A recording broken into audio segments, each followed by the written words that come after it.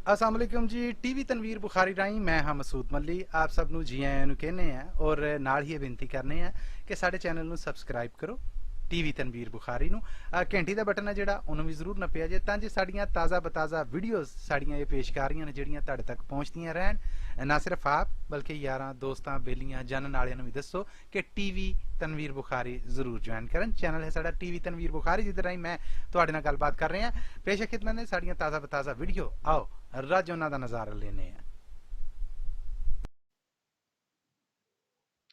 हयाती दोस्तों जे करबलाए, हयाती दोस्तों जे करबलाए, शहादत पांदा मैनू विचाए।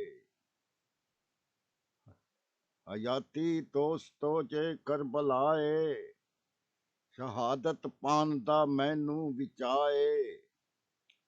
मैं अखियां मीट के प्या वेखना वा, मैं अखियां मीट के प्या वेखना वा, मेरे सामने आया खड़ा है।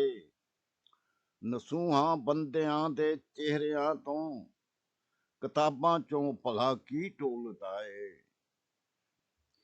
किरे जांदे ने इंज अखर लबां चों, किरे जांदे ने इंज अखर लबां चों, जिवें झोली च मोरा हो गया है, जिवें झोली च मोरा हो गया है।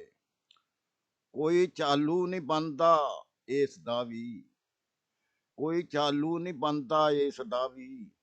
बुखारी भी जिमें मेरा भरा है, बुखारी भी जिमें मेरा